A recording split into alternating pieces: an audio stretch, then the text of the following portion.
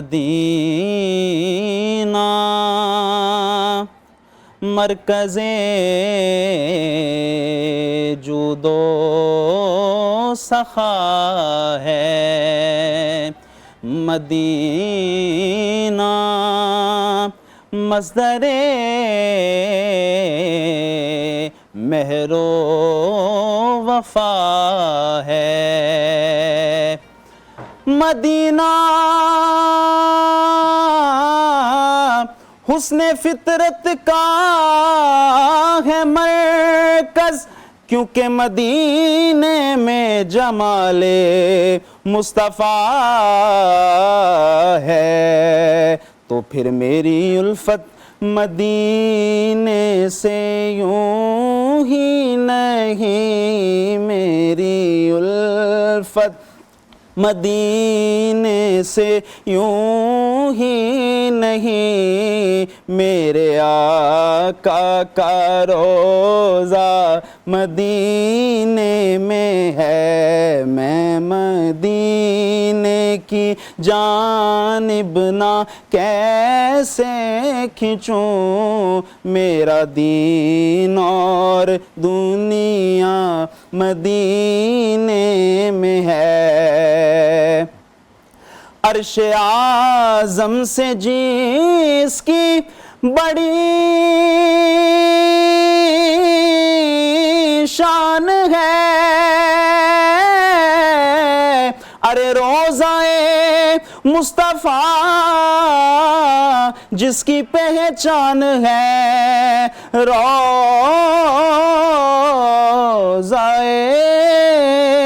मुस्तफ़ा जिसकी पहचान है,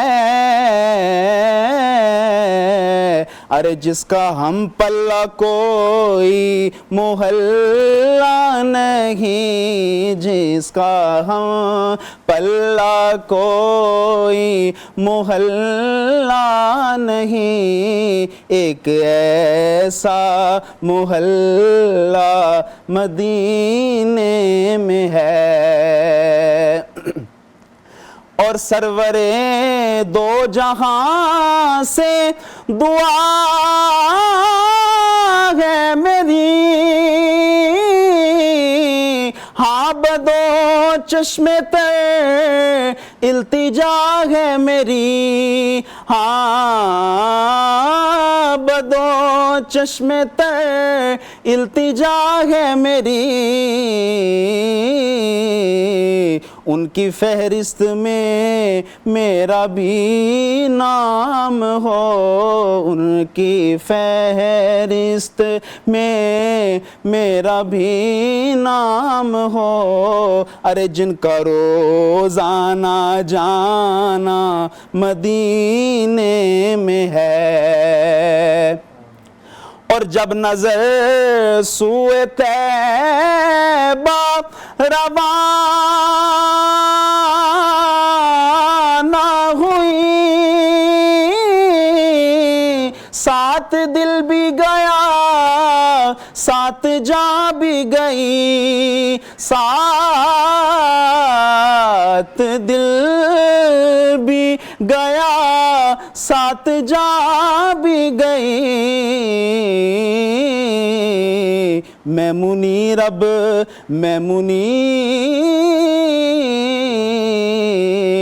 मैं मुनीर अब रहूंगा यहाँ किस लिए, अरे मेरा सारा असासा मदीने में है। मेरी उल्फत मदीने से यूं ही नहीं, मेरा दीन और दुनिया मदीने में है। बहुत खूबसूरत। बिस्मिल्लाहिर्रहमानिर्रहीम। अस्सलाम वालेकुम। न्यू न्यूज़ की स्पेशल इफ्तार ट्रांसमिशन जिसका नाम है पैगाम रमज़ान में मैं आपको खुशामदीद कहती हूँ। मैं हूँ हिना सलमान और मैं हूँ आपके साथ अनवार खावर। सबसे पहले मैं शुक्रिया अदा करना चाहूँगा हाफिज़ अब्दुल वहीद साजिद साहब का, जिन्होंने इतना खूबसूरत आगाज़ फराहम किया हमारी इस ट्रांसमिशन को। इसके साथ साथ शुक्रिया अदा करूँगा मैं सैयद वकास जाफरी साहब, सेक्रेटरी जनरल खिदमत फाउंडेशन पाकिस्तान, जो हमें शो में इस वक्त ज्वाइन कर चुके हैं। आज हम उनसे जानने की कोशिश करेंगे कि अल खिदमत फाउंडेशन पूरा साल ही जो हमारे भाई हैं उनकी मदद में लगे लगे रहते हैं, लेकिन रमज़ान मुबारक में स्पेशली क्या एक्टिविटीज़ होती हैं ये जानने की कोशिश करेंगे अलखिदमत की। इसके अलावा मजहबी स्कॉलर हाफिज़ उस्मान तैयब जप्पा साहब हमारे साथ मौजूद होंगे 5वें पारे के हवाले से। आज वो हमें हमारी रहनुमाई भी करेंगे, 5वें पारे में क्या अहकामात हमारे लिए हैं वो भी हमें बताएंगे। 5वें रोज़े की मुनासबत से हमारी कोशिश है कि हर रोज़ हम एक पारे को ज़रूर डिस्कस किया करें। उसके साथ साथ माहिर इल्म व नुजूम समराना शाह हमारे साथ मौजूद होंगी, उनसे हम जानेंगे जो लोगों के हम बिलीव्स देखते हैं, कुछ ऐसी चीज़ों पर हैं, मिथ्स हैं बहुत से, तो वो हम क्लियर करने की कोशिश करेंगे। इसके साथ साथ ख्वाजा मोहम्मद सिकंदर ज़ीशान साहब हमारे साथ मौजूद होंगे जो कि DGPH-ATA हैं, उनसे भी बात करेंगे। हाउसिंग सोसाइटी से रिलेटेड जो हाउसिंग स्कीम है एक पंजाब की, उससे भी हम बात करेंगे। Media consultant by overseas Pakistani जो पॉइंट हुए उस्मान अहमद भट्टी साहब, उनसे इस अपॉइंटमेंट के हवाले से बात करेंगे कि अब ओवरसीज़ पाकिस्तानियों की जो मुश्किलात हैं वो किस तरह से हल होंगी। उस्मान साहब भी हमें शो में ज्वाइन करेंगे और हर्बलिस्ट आपा नैयर ज़िक्रिया साहिबा भी हमें शो में ज्वाइन करेंगी। तो तमाम मेहमान होंगे जो कि आज के इस शो का हिस्सा बनेंगे, जिनसे हम कुछ ना कुछ आज के दिन ज़रूर सीखेंगे। और एक बार फिर से रिक्वेस्ट हम करेंगे हिना से कि वो किचन में जाएँ और बताएँ कि आज तलो के किचन में कौन सी रेसिपी हम सब के लिए तैयार हो रही है। बिल्कुल ऐसा ही है, और हम किचन का रुख इसलिए करते हैं कि जो व्यूअर्स हमें ज्वाइन करते हैं और जो फ़ौरन TV ऑन करते हैं तो उनको सबसे पहले रेसिपी जो है वो बनानी पड़ती है, क्योंकि जब इफ्तार का वक्त करीब आता है तो सबका दिल चाहता है कि किचन का रुख करें और रेसिपी नोट डाउन करें। तो मेरे साथ जो आज माशाल्लाह दो प्यारे प्यारे लोग मौजूद हैं। एक तरफ मेरे पास, अब मैं आपसे पूछूंगी, आप स्कूल ऑफ कलनरी आर्ट से ताल्लुक़ रखते हैं, सुपीरियर यूनिवर्सिटी में आप पढ़ रहे हैं। सबसे पहले बताएं आपका नाम क्या है? मेरा नाम जैन मसूद है। जैन मसूद है। जैन क्या पढ़ रहे हैं? मैं सुपीरियर यूनिवर्सिटी से BS culinary arts and management कर रहा हूँ। ठीक है, तो मुझे बताएं कि कलनरी आर्ट्स की क्या स्पेशलिटी है, इस पूरी डिग्री में क्या फ़ायदा हो सकता है जो लोग आपको देख रहे हैं, जो व्यूज़ आपको देख रहे हैं, जो बच्चे इस फील्ड में आना चाहते हैं? देखिए, सबसे पहले तो बात यही है कि हमने आज तक ये सुना था कि घर में सिर्फ माएँ खाना बनाती हैं और ये शोभा सिर्फ माँ और बहनों के लिए है। लेकिन मुझे सबसे अच्छी बात ये लगती है कि सबसे अब यूथ निकल रही है, बढ़ रही है। सबसे पहले हम अपना काम करेंगे, अब खाना बनाएंगे और अब हम अपना खाना खिला के हर एक को खिला सकते हैं। और दुनिया के हर कोने में पाकिस्तान में से बच्चे जा रहे हैं और मतलब डिफरेंट इंस्टीट्यूट से, जिनमें से अब BS करके जा रहे हैं। हाँ। और अब ये चीज़ बहुत अच्छी हो रही है, हम सबके लिए वैकेंसीज बहुत ज़्यादा है और जॉब अपॉर्चुनिटीज़ बहुत ज़्यादा है। बिल्कुल ऐसा ही है। दूसरी मैं आपको एक बात बताना चाहूँ कि जितने भी हेड शेफ्स हैं दुनिया में वो मेल हैं। चाहे बिल्कुल खाना औरतें पकाती हैं, बट अच्छा है। लेकिन जब हम बाहर खाते हैं तो वहाँ पर मेल शेफ ही हमें मिलते हैं। और सेकेंडली, जिस तरह अभी इन्होंने भी कहा कि बहुत सी ऐसी अपॉर्चुनिटीज़ हैं। सेकेंडली, लोग अपने रेस्टोरेंट सब खुद खोल रहे हैं, जो शेफ बन रहे हैं, जिस तरह कलनरी के स्कूल में पढ़ रहे हैं, सुपीरियर के यूनिवर्सिटी में, तो बड़ा ज़बरदस्त। लास्ट ईयर भी हमारे पास स्टूडेंट मौजूद थे सुपीरियर के, बड़ा ज़बरदस्त तरीके का काम सुपीरियर भी इस वक्त करता हुआ हमें दिखाई दे रहा है। और ये एक फील्ड मिसिंग थी, तो अब इसको भी इंक्लूड कर लिया गया। बिल्कुल ऐसा ही है। और ये वाली कहने की बात है ना कि खाना जो है वो ख़वातीन से ज़्यादा अच्छा मर्द हज़रात भी बनाते हैं और बना रहे हैं, तो ये एक डिफरेंट सी चीज़ है। तो आज जो हमारे किचन में इजाफा हुआ, आप देख सकते हैं लाइफ बॉय का इजाफा हुआ है। हम पूछेंगे सना से, सना लाइफ बॉय क्या कहते हैं? लाइफ बॉय, पहले तो किचन में आने से पहले हमें लाइफ बॉय से हैंड वॉश करने चाहिए, क्योंकि सफाई निब से मान है। बिल्कुल ऐसा ही है। अपने बच्चों को भी सिखाएं और ख़ुद भी किचन में आने से पहले हैंड वॉश करें। बिल्कुल ऐसा ही है।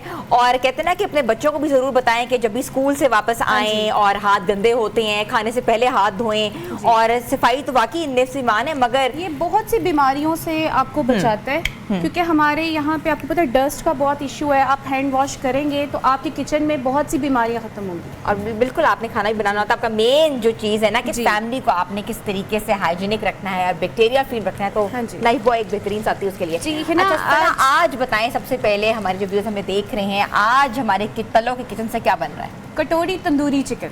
कटोरी तंदूरी चिकन जी। ओके। हमने इसकी डो रेडी करनी है जो कि वाइट फ्लोर, ठीक है, और इसके साथ सॉल्ट है और तलो का ऑयल है और गर्म पानी में आप इसकी डो बना लें। डो बनाने के बाद आपने इसको कटोरी पे इस तरह लगाना है। ओह वाह, अच्छा ये तो बहुत डिफरेंट चीज़ है। प्लीज़ आप इसको ज़रा कैमरे में दिखाएं। ये देखिए कि आपने कोई सा भी बोल लेना है छोटा सा, उसको आपने पूरे फ्लावर के साथ कवर कर देना है। हाँ जी। इस पे सबसे मेन चीज़ है कि आपने ऑयल नहीं लगाना, ना ऑयल लगाना है ना पानी लगाना है, क्योंकि अगर आप लगाएंगे तो वो ये कटोरी से अलग हो जाएगा। ठीक है। फ्लोर की अपनी चिकनाहट होती है कि वो आप लगाते हैं तो वो खुद ही चिपक जाता है। ठीक है। हमारा ऑयल गर्म होता है तो हम इसमें मतलब डाल देंगे और ये कटोरी से अलग हो जाएगा। अच्छा जी, ये स्टेप अगर आप करके दिखाएं तो बहुत ही आला हो जाएगा, बिकॉज जो व्यूअर्स हमें देख रहे हैं उनके लिए भी आसानी हो जाएगी। जी जी। और ठीक है, इसमें थोड़ा सा आपने ऑयल के अंदर पिंच ऑफ सॉल्ट डाला है। ऑयल देख रही हूँ कि गर्म हुआ है कि नहीं अभी। अच्छा जी। ठीक है, क्योंकि मैंने अभी तलों का ऑयल इसमें डाला है। ओके सही है, ठीक है। इसके साथ हमारा तंदूरी चिकन है, उसकी जो मैरिनेशन ये है कि आपने थोड़े से योगर्ट ऐड किए, योगर्ट के बाद आपने जिंजर गार्लिक पेस्ट है, सॉल्ट है, पेप्रिका है, और हमारा जो तंदूरी चिकन है, लेमन जूस है, और सोया सॉस है, और थोड़ी सी इमली की चटनी है।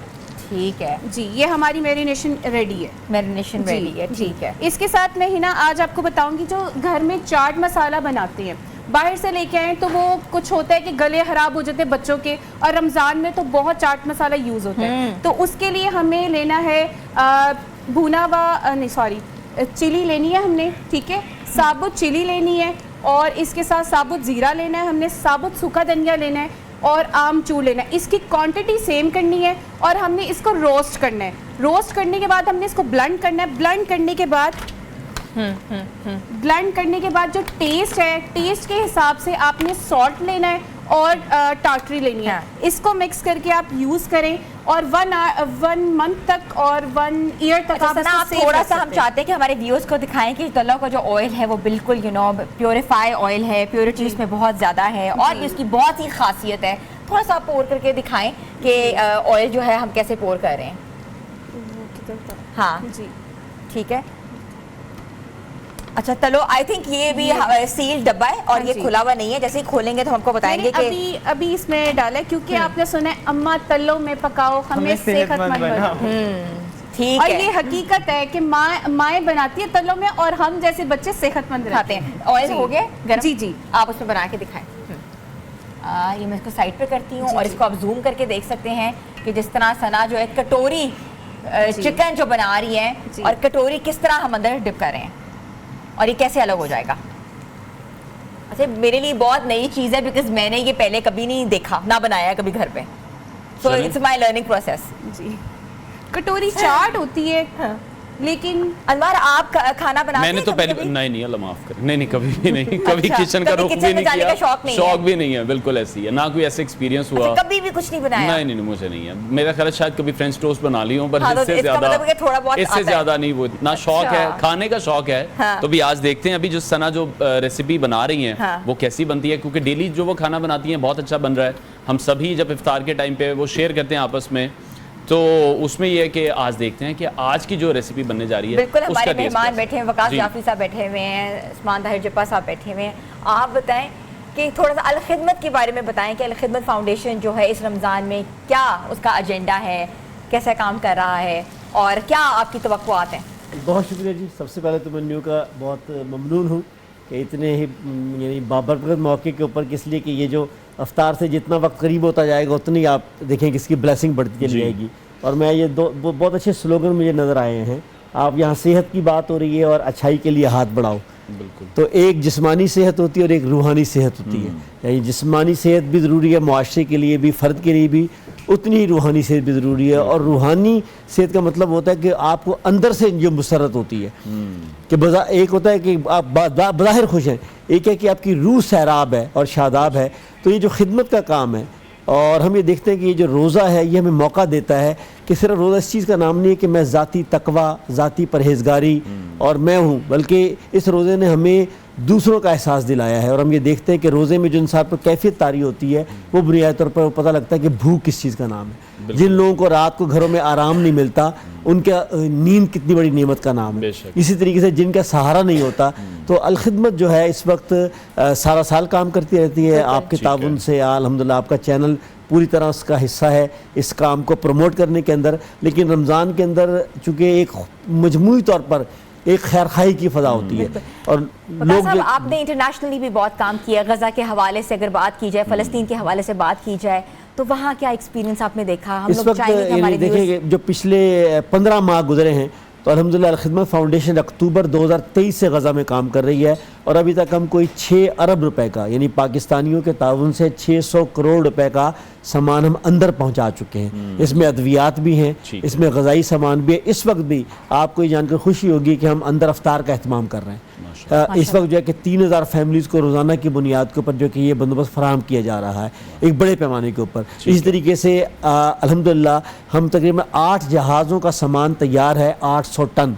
तो जो चार्टर्ड फ़्लाइट जो है कि इंशाल्लाह पाकिस्तान से जाएंगी और इसमें प्रीडोमिनेंटली अद्वियात हैं और उसके साथ साथ जो है कि ये ग़िज़ाई अजनास और सामान है कि जो इंशाल्लाह अगले चंद हफ्तों के अंदर दुआ कीजिए कि ये हालात स्मूथ रहें कि जिसमें, वरना तो अभी तक तो अल्हम्दुलिल्लाह बहुत ठीक जा रहा था। तो ये 8 जहाज़ इस वक्त हमारे तैयार हैं जाने के लिए। इसके साथ साथ और हम काम कर रहे हैं कि जो फैमिलीज़ वहाँ से निकलने में कामयाब होगी, बीमारी की वजह से शदीद ज़ख्मी है या तालिब इल्म, यानी इस वक्त हमारे पास कोई तकरीबन 200 तालिब इल्म है जो गज़ा से आ चुके हैं और लाहौर में इस्लाम पिंडी में मौजूद हैं। और चलें, हम उम्मीद करते हैं कि जो सिलसिला बाबुल खिदमत की तरफ से शुरू किया गया है गज़ा के मुसलमानों की मदद के लिए, ये इसी तरह से जारी और सारी रहे। और जिस तरह से अभी वकास साहब भी ये कह रहे हैं कि चीज़ें पाइपलाइन में हैं, मज़ीद जो एड है वो भी वहाँ पर जानी बाकी है, स्टूडेंट्स के लिए भी काम किया जाना अभी बाकी है, बहुत सा काम।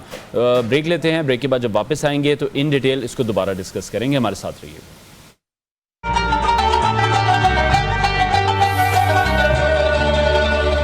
एक बार फिर से आपको खुशामदीद कहते हैं पैगाम रमज़ान की इस खुसूसी ट्रांसमिशन में जो कि आप देख रहे हैं न्यू न्यूज़ पर। हमें ज्वाइन कर चुकी हैं इस वक्त माहिर इल्म नजूम समराना शाह साहिबा, जिनसे आज हम मुख्तलिफ मौज़ूआत पर गुफ्तगू करेंगे जो हमारे मुआशरे में काफ़ी मिथ पाए जाते हैं, उनको क्लियर करने की कोशिश करेंगे। गुफ्तगू का आगाज़ करेंगे हम हाफिज़ उस्मान तैयब साहब से, जो कि 5वें पारे की मुनासबत से हमारी रहनुमाई भी करेंगे। जब्बा साहब बताइएगा 5वें पारे में कौन से अहम मौज़ूआत का जिक्र किया गया है? औज़ु बिल्लाहि मिनश शैतानिर रजीम, बिस्मिल्लाहिर रहमानिर रहीम, अल्लाहुम्मा सल्लि व सल्लिम व बारिक अला सय्यिदिना मौलाना मुहम्मद व अला आलिहि व अस्हाबिहि अजमाइन। वो हाफ़िज़ साहब जहाँ से नात पढ़ रहे थे ना, वो आखिरी जो उन्होंने शेर मक्ता कहा, तो वहाँ से मुझे आदम चिश्ती का वो याद आया। उन्होंने फरमाया कि मैं जब पहली दफ़ा मदीना शरीफ गया था ना जी उम्रा करने के लिए, छोड़ आया हूँ दिलो जान ये कह कर आज़म, आ रहा हूँ मेरा सामान मदीने में रहे। वो असासे की बात उन्होंने की ना, मैं हल्फन आपको कह रहा हूँ, मैं अपना कुछ सामान मदीना शरीफ में छोड़ के आया। अच्छा। और इस वादे के साथ कि या रसूलुल्लाह सल्लल्लाहु अलैहि वसल्लम मेरा यहाँ आना जाना लगा रहे।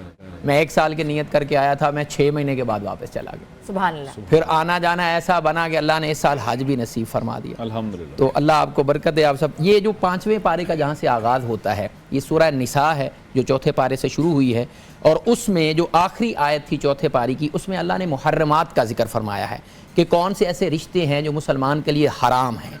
और उन्हीं मुहर्रमात में से एक रिश्ता जो है वो 5वें पारे के आगाज़ में अल्लाह ने फरमा दिया, वल मुहसनातु मिनन निसा इल्ला मा मलकत ऐमानुकुम, यानी वो जो शौहर वाली औरत है, जो पहले से शादीशुदा औरत है, वो भी तुम्हारे लिए हराम है जब तक कि वो उस निकाह में है पहले। उसके बाद अल्लाह ने जो आगे अहकामात बयान फरमाए हैं, उसमें अल्लाह पहला हुक्म बयान फरमाता है, या अय्युहल्लज़ीना आमनू, ऐ ईमान वालो, ला ताकुलू अमवालकुम बैनकुम बिल बातिल, एक दूसरे के माल बुरे तरीके से ना खाओ, बातिल तरीके से ना खाओ, इल्ला अन तकूना तिजारतन अन तराद मिनकुम, हाँ तिजारत करके एक दूसरे का माल अल्लाह फरमाता है कि तुम खा सकते हो, बाकी एक दूसरे का माल गसब करने से अल्लाह ने मना फरमाया। फिर अल्लाह ने फरमाया, मशहूर आयत करीमा फरमाया, अर्रिजालु कव्वामून अलन निसा, अल्लाह ने मर्दों को औरतों के ऊपर कव्वाम बनाया है, निगहबान बनाया है। और फिर जो इतराज़ आता है कि ये क्या बात है, तो अल्लाह ने उसका जवाब भी साथ ही फरमा दिया बिमा फद्दलल्लाहु बादम अला बाद, जैसे हमने बाज़ चीज़ों को बाज़ पे फजीलत अता फरमाई है, इस तरह से इस मामले में, मियाँ बीवी के मामले में भी अल्लाह फरमाता है हमने मर्द को औरत के ऊपर फजीलत अता फरमाई। यही बात अल्लाह ने 3रे पारे में भी फरमाई थी, तिल्का रसूल फद्दलना बादम अला बाद, हमने बाद रसूलों को भी बाद रसूलों के ऊपर फजीलत अता फरमाई है। तो ये कोई ऐसी बात नहीं है जिसके ऊपर कोई एतराज़ किया जा सके। अल्लाह ने इसको आगे चल के फिर क्लैरिफाई भी किया है कि ये फजीलत इस मामले में है। अदरवाइज अल्लाह ने फरमाया, मन याअमल मिनस सालिहाति मिन ज़करिन औ उनसा व मुमिनुन फउलाइका यदखुलुन जन्नह, जो भी मर्द या औरत कोई नेक अमल करेगा और वो मोमिन होगा, अल्लाह उसको जन्नत में दाखिल। वहां फरमाया कोई नहीं, यहां फरमाया कि वो निगहबान मुकर्रर फरमाया। क्यों? वबिमा अनफकू मिन अमवालिहिम, क्योंकि वो उसके नान नफके का जिम्मेदार है, क्योंकि वो अपना माल उसके ऊपर खर्च करता है। अल्लाह ने इसलिए उसको उसका कव्वाम बनाया है, उसका निगहबान बनाया। आगे अल्लाह ने फरमाया, व इन खिफ्तुम शिकाका बैनहिमा, मर्द और औरत के मामले में फरमाया अगर तुम्हें ये खदशा हो ना कि इनके दरमियान कोई मामला चल रहा है, व इन खिफ्तुम शिकाका बैनहिमा, उनके दरमियान कोई नाचाकी है, फबासु हकमम मिन अहलिही, एक मर्द के खानदान में से बंदा ले लो, वह हकमम मिन अहलिहा, और एक औरत के खानदान में से बंदा ले लो, एक एक बंदा लेके, इन युरीदा इस्लाहन, फिर अगर वो बैठ के फैसला करें कि इन दोनों के दरमियान सुलह करा दी जाए, मियाँ बीवी के रिश्ते में, तो सुलह करा दे, युफ़्फ़िक़िल्लाहु बैनहुमा, अल्लाह भी उन दोनों के दरमियान मवाफ़क़त पैदा फरमा देगा। यानी सुलह के इन युरीदा इस्लाह इन्नल्लाह काना अलीमन खबीरा, बेशक अल्लाह जानता है। फिर आगे चल के अल्लाह ने फरमाया इन्नल्लाह ला युहिब्बु मन काना मुख्तालन फ़खूरा, अल्लाह शेखी मारने वाले को पसंद नहीं फरमाता। और उसी तरह से वल्लज़ीना युनफ़िक़ूना अम्वालहुम रिया अन्नास, अल्लाह उनको भी पसंद नहीं फरमाता जो उसके रास्ते में रियाकारी के लिए माल खर्च करते। साथ फरमाया वला युमिनूना बिल्लाहि वला बिल यौमिल आखिर, जो अल्लाह पे ईमान नहीं रखता और यौम आखिरत पे ईमान नहीं रखता, अल्लाह उसको भी पसंद नहीं फरमाता। वमन यकुनि शैतानु लहू करीनन फसा करीना, जिसका शैतान साथी हो गया वो बहुत ही बुरा साथी है। फिर आगे अल्लाह ने फरमाया या अय्युहल्लज़ीना आमनू ला तक़रबुस्सलाता व अंतुम सुकारा, ऐ ईमान वालो जब तुम नशे की हालत में हो तो नमाज के करीब ना जाओ। ये शुरू वाला हुक्म है। बाद में फिर अल्लाह ने, जैसे पिछले पारे में हमने यसअलूनकल खमर वल मैसिर में बयान किया था कि अल्लाह ने बिल्कुल सूरह मादा के अंदर आगे चल के छठे पारे में मुकम्मल तौर पे शराब को जो है वो हराम करार दे दिया। आगे अल्लाह ने फरमाया इन्नल्लाह ला यग़फ़िरु अन युश्रक बिही, अल्लाह शिर्क को हरगिज़ मुआफ़ नहीं फरमाएगा। शिर्क एक ऐसा गुनाह है जिसकी अल्लाह ने गारंटी दी है मैंने कभी माफ़ नहीं करना। व यग़फ़िरु मा दूना ज़ालिका लिमन यशा, इसके अलावा अल्लाह जिस चीज़ को चाहेगा अपने फजल के साथ मुआफ़ फरमा देगा। फिर आगे चल के अल्लाह ने फरमाया इन्नल्लाह यामुरुकुम अन तुअद्दुल अमानाति इला अहलिहा, अल्लाह तुम्हें हुक्म बयान फरमाता है, हुक्म करता है कि जो अमानतें हैं वो उनके अहल को वापस कर दो जिनकी वो हैं। वैदा हकम तुम बैन अन्नास अन तहकुमू बिल अदल, और लोगों के दरमियान जब फैसला करने लगो तो इंसाफ के साथ अदल के साथ फैसला फरमाया करो। इन्नल्लाह निअम्मा याइज़ुकुम बि, अल्लाह तुम्हें नसीहत फरमाता है इसके साथ। इन्नल्लाह काना समीअन बसीरा, फिर माना या अय्युहल्लज़ीना आमनू अतिउल्लाह व अतिउर रसूल, ईमान वालो अल्लाह की इताअत करो, अल्लाह के रसूल की इताअत करो। व उलिल अम्र मिनकुम, और तुम में से जो साहिब इक़्तिदार हैं उनकी भी इताअत करो। लेकिन फ़इन तनाज़अतुम फ़ी शैइन फ़रुद्दूहु इलल्लाह, फिर अगर तुम्हारा और तुम्हारे हुक्मरानों का कोई मामला तनाज़े पे हो जाए तो अल्लाह और उसके रसूल के फैसले की तरफ वापस लौट जाओ, फैसला फिर अल्लाह और उसके रसूल के ऊपर छोड़ दो। फिर फरमाया फला व रब्बिका ला युमिनूना हत्ता युहक्किमूका फ़ीमा शजरा बैनहुम, ऐ मेरे महबूब पाक अलैहिस्सलाम जब तक ये अपने फैसलों में आपको हक के साथ हाकिम अपना नहीं मान लेते ना तब तक ये ईमान वाले हो ही नहीं सकते। आगे फिर अल्लाह ने फरमाया वमन युकातिल फी सबीलिल्लाह फयुक्तल औ यगलिब फसौफा नुती अजरन अज़ीमा, जो कोई अल्लाह के रास्ते में निकलता है जंग के लिए वो फिर मारा जाता है, गालिब आता है, शहीद होता है या गाजी होकर आता है वापस, अल्लाह ने उसके लिए बड़ा अजर अज़ीम मुकर्रर कर रखा। सुभान अल्लाह। बहुत शुक्रिया हाफिज़ उस्मान ताहिर जब्बार साहब, हमें कुरान करीम के 5वें पारे के हवाले से जो अहम मौज़ूआत हैं वो हमें तफसील में समझा रहे थे। कुछ ना कुछ सीखने का मौका मिलता है और आज सूरह निसा थी, बिल्कुल ऐसी ही सूरत है ख़वातीन के लिहाज से, बिकॉज़ वुमेन राइट्स के ऊपर बहुत सी बातें हुई हैं इस सूरह में। आगे बढ़ते हैं, ब्रेक लेने का हमें कहा जा रहा है, ब्रेक लेते हैं, ब्रेक के बाद आपको दोबारा ज्वाइन करेंगे। आप देखते रहिए पैगाम रमज़ान।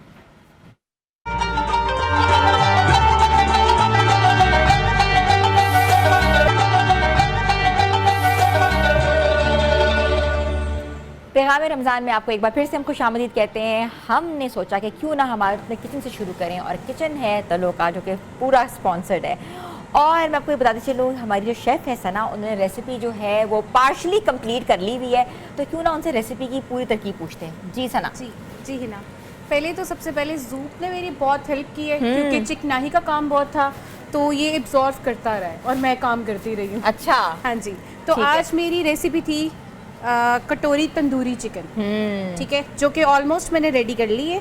तो इसकी जो डो थी वो थी हमारी वाइट फ्लोर, नमक और तल्लों का ऑयल और वाटर में हमने इसकी डो रेडी की है। डो रेडी करने के बाद हमने इस कटोरी में इसको मतलब की है, करने के बाद हमने इसको डीप फ्राई किया। डीप फ्राई के बाद ये लुक है।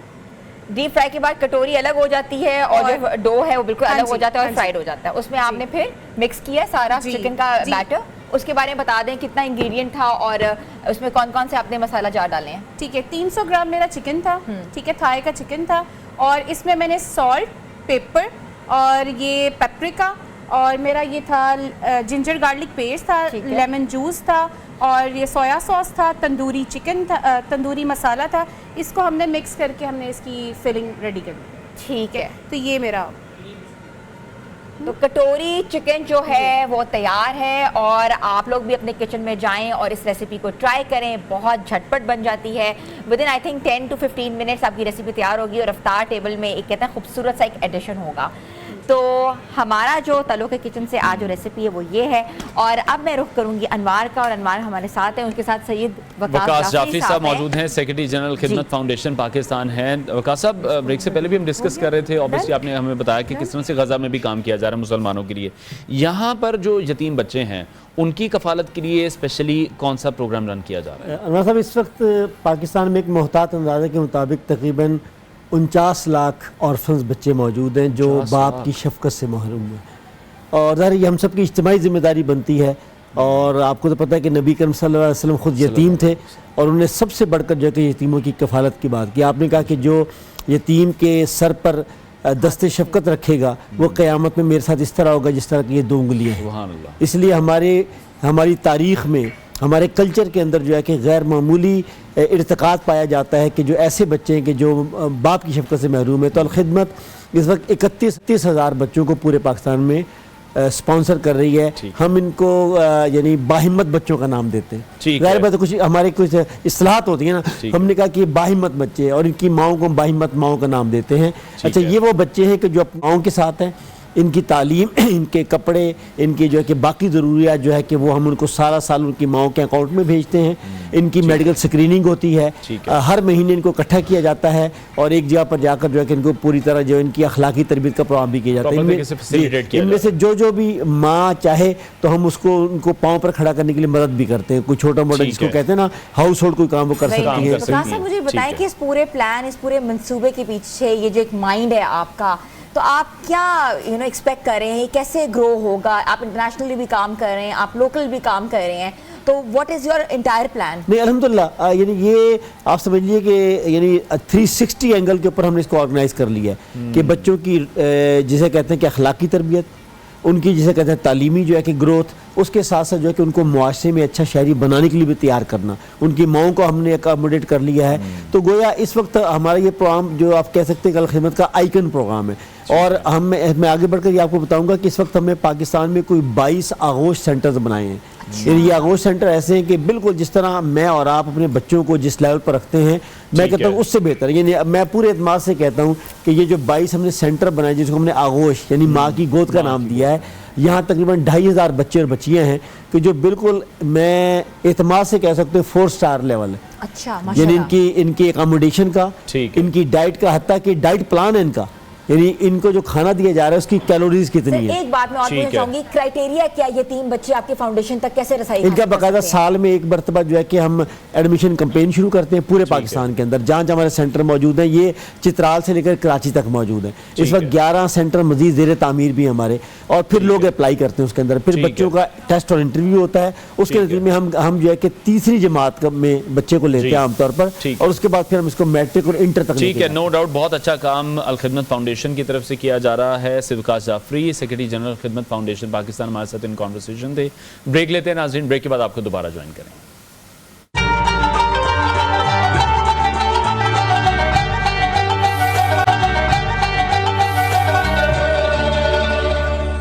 पैगाम रमज़ान में आपको एक बार फिर से खुशामदीद कहते हैं। आप देख रहे हैं न्यू की स्पेशल इफ्तार ट्रांसमिशन न्यू न्यूज़ पर, और मज़ीद मेहमानों के आने का सिलसिला जारी है। और इस वक्त हमें शो में ज्वाइन कर चुके हैं DG फाटा हैं ख्वाजा मोहम्मद सिकंदर ज़ीशान साहब, उन्होंने हमें शो में ज्वाइन किया है, उनका शुक्रिया हम अदा करते हैं। इसके साथ साथ मीडिया कंसल्टेंट बराए ओवरसीज़ पाकिस्तानी उस्मान अहमद भट्टी साहब ने भी हमें शो में ज्वाइन किया है। उस्मान साहब, बहुत शुक्रिया हमें शो में ज्वाइन करने के लिए। सबसे पहले तो आपको बहुत बहुत मुबारकबाद बतौर मीडिया कंसल्टेंट, जो आपकी अहम जिम्मेदारियां हैं वो भी अब काफ़ी बढ़ गई हैं, तो वो रिस्पॉन्सिबिलिटीज़ में अब क्या क्या ऐड हो चुका है? ओवरसीज़ पाकिस्तानियों के जो मसाइल थे अब उनको किस तरह से हल किया जाएगा?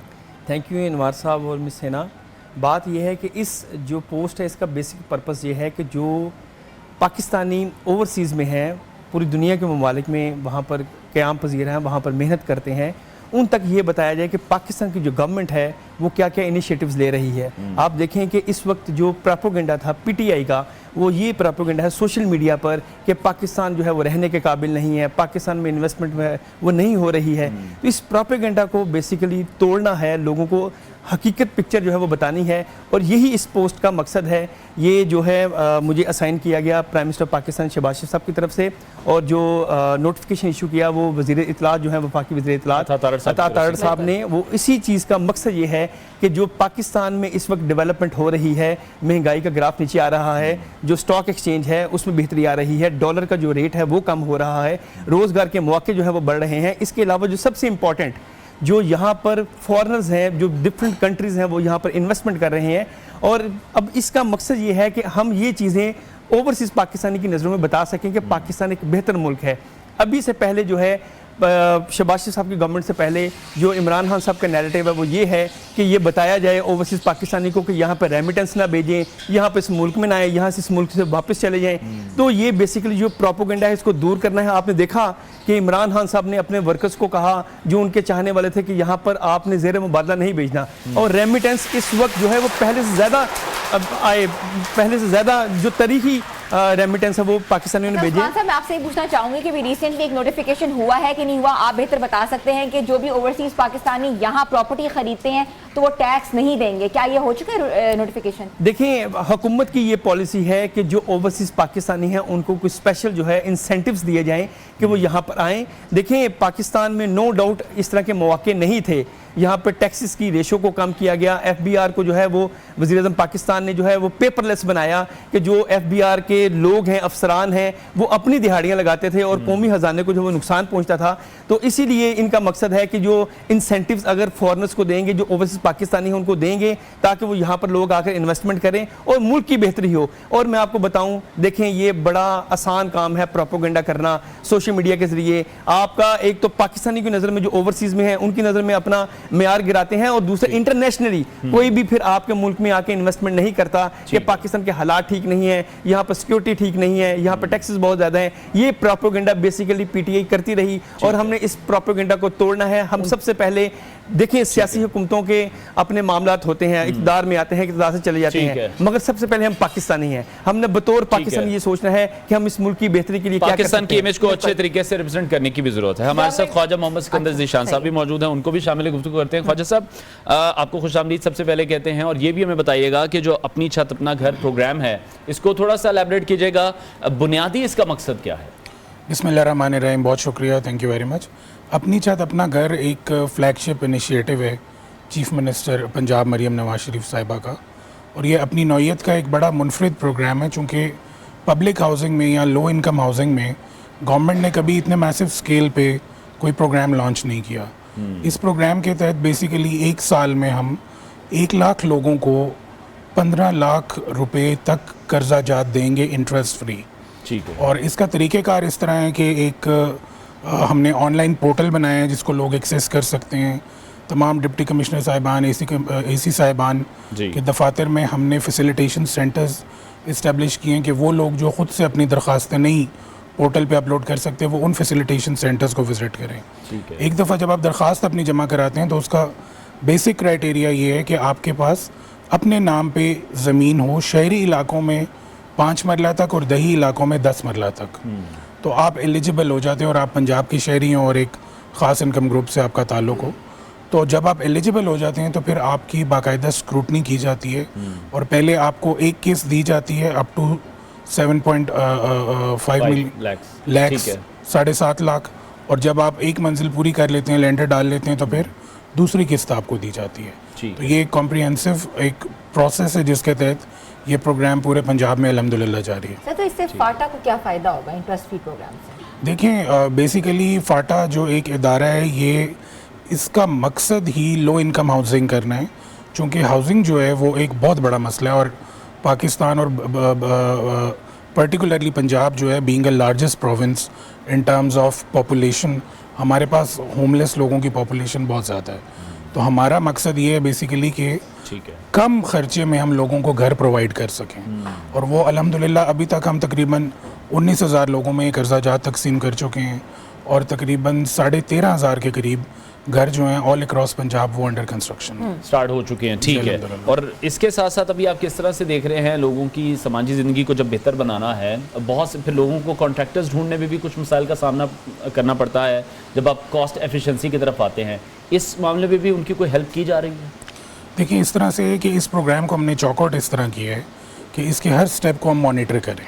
ठीक है। और जब कर्जा जात दिए जाते हैं तो उसमें ये फिजिबिलिटी भी देखी जाती है कि वो घर बनाने की हैसियत रखते हैं या नहीं रखता, ठीक है। घर बनाने की एहलियत रखते हैं या नहीं रखता, और ये तो नहीं है कि वो कर्जा कहीं और इस्तेमाल कर लेगा।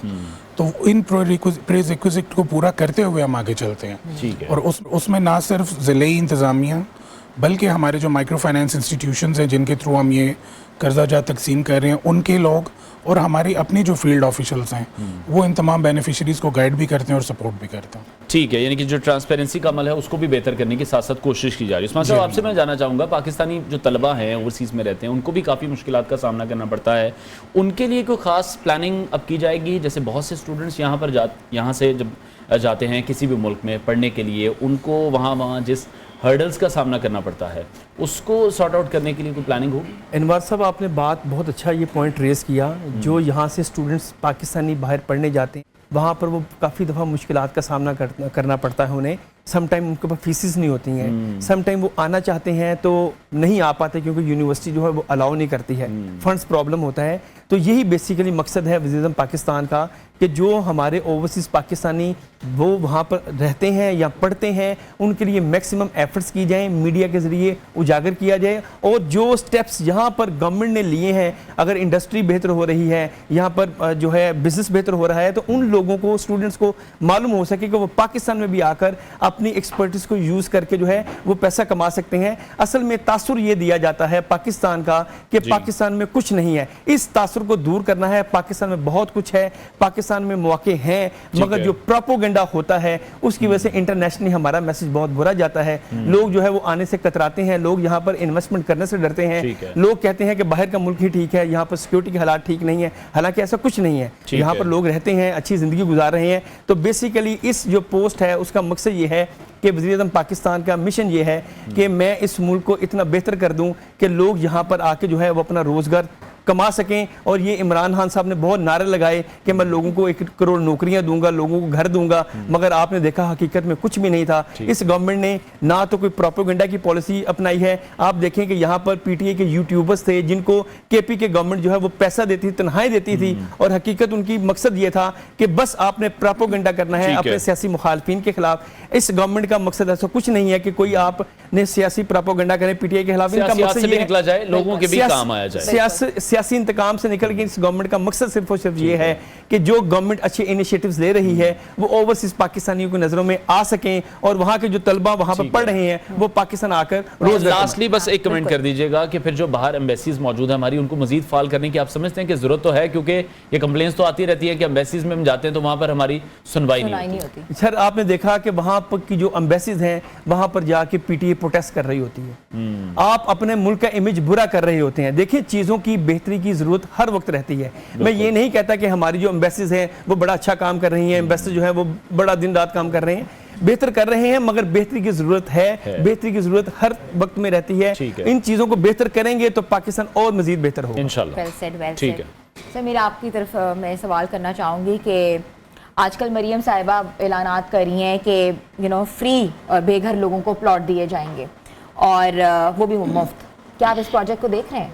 जी बिल्कुल, ये अपनी छत अपने घर की तरह ये भी एक इसी तरह का प्रोजेक्ट है, और उसमें बेसिकली अपनी छत अपना घर में उन लोगों को कैटर फॉर किया जा रहा है जिनके पास ज़मीन तो है लेकिन घर बनाने के वसाइल नहीं है। इस प्रोग्राम के तहत इंशाल्लाह सीएम साहिबा के विजन के मुताबिक उस सेगमेंट ऑफ सोसाइटी को भी एड्रेस किया जा रहा है, उनको भी टच किया जा रहा है जिनके पास ज़मीन भी अवेलेबल नहीं है। तो ये मुफ्त प्लॉट्स की जो स्कीम है ये भी बहुत जल्द इंशाल्लाह लॉन्च की जाएगी।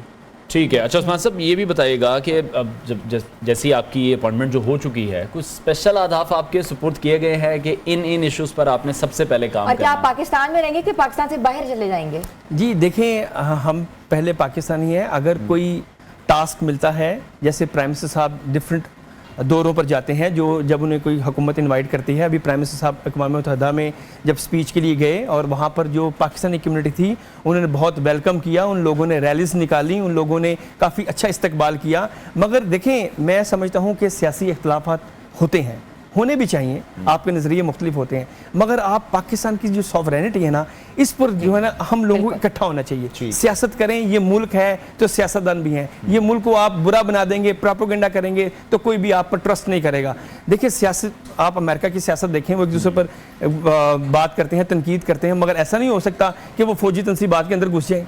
बात यह है कि हमने इस मुल्क का इमेज बेहतर करना है, इस वक्त बहुत ज़रूरत है, इकोनॉमी बेहतर हो रही है, मज़ीद इकोनॉमी की बेहतर की ज़रूरत है। आपने भी जो बात कही कि जो मिस हिना ने बात कही कि आप यहाँ होंगे या वहाँ होंगे, देखें अब दुनिया ग्लोबल विलेज है, आप यहाँ से बैठ के भी अपना मैसेज कम्युनिकेट कर सकते हैं। अभी कोई इंसान जो है वो सोशल मीडिया पर एक पोस्ट लगाता है तो उसका इम्पैक्ट इंटरनेशनली जाता है, मगर अगर आप पोस्ट ही ऐसी लगाएंगे कि आप अपने मुल्क को बदनाम करें, आप अपने मुल्क के बारे में बुरा कहें, तो आपका क्या मैसेज जाएगा? तो हमें सबको मिलकर जो है मुल्क का इमेज को बेहतर करने की बहुत ज्यादा जरूरत है। ठीक है, उस्मान अहमद भट्टी साहब भी हमारे साथ इन कॉन्वर्सेशन थे, बहुत शुक्रिया आपका। ख्वाजा मोहम्मद सिकंदर ज़ीशान साहब डीजी फाटर ने ज्वाइन किया था, आप दोनों का बहुत शुक्रिया। और अभी क्योंकि इस वक्त अफ्तारी की तैयारियां घरों में जारी हैं, हमारी जो रेसिपी नंबर 2 है वो इस वक्त रेडी हो रही है, तो मैं हिना से रिक्वेस्ट करूंगा बिल्कुल। और ये रौनक जो है ये अफ्तार में ही होती है, और ये रमजान पूरा महीना जो होती है वो रौनक हमारे किचन में लगी रहती है। और हमारा जो किचन है वो स्पॉन्सर्ड किया है कश्मीर बनास्पति ने, और कश्मीर बनास्पति जो है वो कहते हैं ना कि एक बड़ा बेहतरीन ब्रांड है, क्योंकि उनका जो ऑयल हम यूज़ कर रहे हैं पिछले 4-5 दिनों से, और पता लग रहा है वाकई कि उनके खाने जो हैं जायकेदार भी हैं। तो हमारी जो शेफ़ हैं वो फातिमा आज हमारे साथ मौजूद हैं। फातिमा क्या बना रही हैं? मैं बना रही हूँ ये चिकन पकौड़ा, और चिकन पकौड़ा के साथ हम मेन कोर्स की तरफ भी जा रहे हैं, ताकि आप लोग ये ना कहें कि खाली सिर्फ हमें पकौड़ों पे जो है ना वो ख़त्म कर दिया। तो हम मेन कोर्स में आज बनाने जा रहे हैं orange chicken with garlic butter rice. But पकौड़ों के बगैर तो हमारा अफ्तार मुकम्मल होता ही नहीं है। बिल्कुल। तो जो चिकन पकौड़ा की रेसिपी जल्दी से बता दें। चिकन पकौड़ा के लिए जो है ना वो आपने बेसन लेना है 500 ग्राम, उसमें आपने 1 teaspoon of baking soda, 1 teaspoon of baking powder, और 2 teaspoon of salt, 1 tablespoon of red chilli flakes. Flakes का टेस्ट पकौड़ों में हमेशा अच्छा आता है, पाउडर का टेस्ट जो है ना वो बहुत मिनिमल सा हो जाता है, तो वो जो एक तीखापन आपको लगता है ना वो हमेशा फ्लेक्स के साथ आता है। उसके साथ आप ऐड करेंगे 1 tablespoon of dry coriander, 2 tablespoon of fresh coriander, और उसके साथ जो है ना वो चिकन के चंक्स जो है ना वो 1 इंच के होंगे, 1 इंच का साइज़ आप देख सकते हैं। इसका साइज़ इससे ज़्यादा बड़ा करते हैं ना तो फिर उसको कुक करने में, फ्राई करने में जो है ना वो इशू होता है कि आप को जो है ना वो टाइम ज़्यादा लग जाता है, पता नहीं चलता, अंदर से कच्चे रह जाते हैं और बाहर से कुक हो जाते हैं। तो सिंपली हमने इनको फ्राई कर लिया, एक रेसिपी हमारी रेडी है, और the second one is in the process. उसका मैं आपको क्विक एक रेसिपी शॉर्ट में बता देती हूँ और फिर एक दफ़ा लास्ट में बता दूंगी। अभी हम चिकन को मैरिनेट करने लगे हैं एग और कॉर्नफ्लावर के साथ। इसको 5 to 6 मिनट मैरिनेट करने के बाद इसमें हमने कोई सीजनिंग ऐड नहीं की, नमक मिर्च कुछ भी ऐड नहीं किया, क्योंकि ये थोड़ा सा मीठा, ये बेसिकली कुजीन है अमेरिकन चाइनीज़, तो उनका जो है ना वो फ्लेवर मिठास में है, इसमें स्पाइस बिल्कुल लेस है। ठीक है। तो अंडे के साथ इसको हमने फ्राई करना है और उसके बाद इसकी सॉस रेडी करनी है। और बटर गार्लिक राइस के लिए हमने सिंपली राइस को बॉईल भी कर सकते हैं आप, और बटर में गार्लिक को सौते करके उस पर दम दे सकते हैं राइस का। That's it. Thank you so much Fatima. और डिटेल रेसिपी जो है हम अपने नाज़रीन से भी शेयर करते रहेंगे वक्फन, मगर छोटी सी ब्रेक पे जाना है, ब्रेक के बाद वापस आते हैं। स्टे ट्यून विद अस, पैगाम रमज़ान।